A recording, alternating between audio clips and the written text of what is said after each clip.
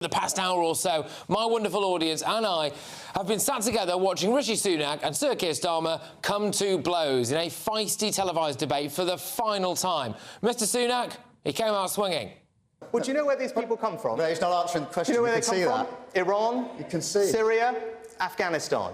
So when Keir Starmer says he's going to return people, is he going to sit down? Are you going to sit down with the Iranian ayatollahs? Are you going to try and do a deal with the Taliban? It's completely nonsensical what you are saying. Right? But the Labour leader came back. He tried to land a few blows of his own. You literally oppose it. If you listen to people in the audience across the country more often, you might not be quite so out of touch. Beverly. And I think we might have found one man who managed to capture the mood of the nation.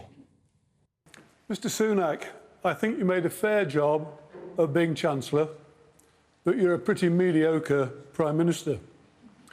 Sir Keir, I think that your strings are being pulled by very senior members of the Labour Party. Are you two really the best we've got to be the next Prime Minister of our great country? Yes, to which there was rapturous applause, I must say, in our watch room there, the sense of desperation. But I'm joined, as you can tell, by my live studio audience. They're ready and raring to go, and they're going to be very shortly grilling former Conservative Chancellor Kwasi Kwarteng, who's here with us right now, and former Labour Minister Geoff. Hoon. Before we go to Christopher Hope, who's in the spin room for us with some political high flyers, Kwasi, I'll start with you. Sure. That was, I think, Rishi Sunak's best performance. He had his foot on Starmer's throat. He kept asking him, what's your plan? I thought he was very good. I thought he was very fluent on the economy. He said that the inflation had gone down considerably. He kept hammering Labour, Starmer on taxes.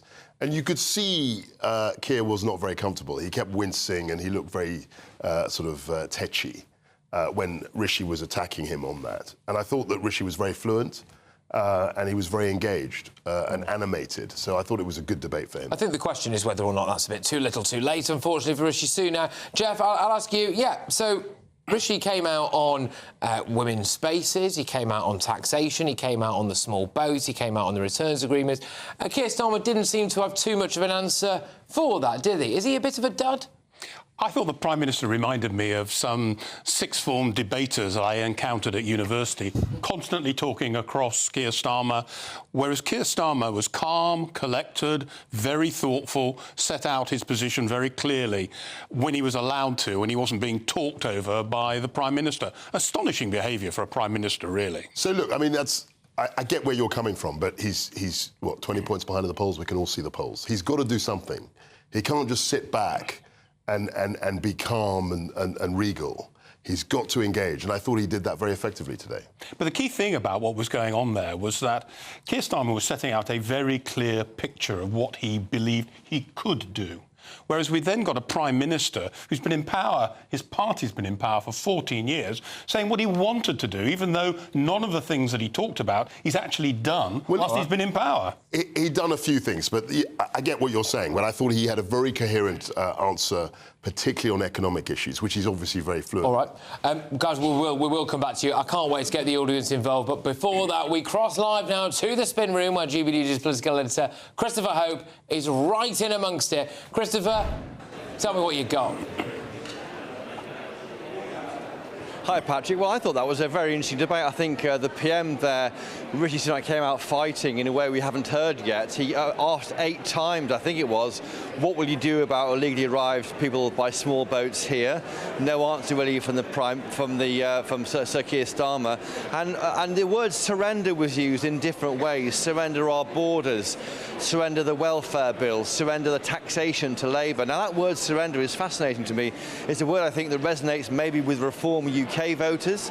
We've got the MRP polling out tonight showing that Reform UK are going to do very well in the election, according to electoral calculus, and find out now next week. So I think you saw a real appeal there from the Prime Minister, Rishi Sunak, to Reform UK voters not to go and try and wreck it all and back and vote Reform and split the Tory vote. I thought that was fascinating. Also, I was struck by the way that Sir Keir Starmer often thought of as a kind of judge's barrister, not a jury barrister, just kept kept appealing for silence. Please let me finish, he begged of the young whippersnapper Rishi Sunak. I think he had his best day, no question, or best night of the campaign, I think, taking on Sir Keir Starmer. The question he's got is anyone listening?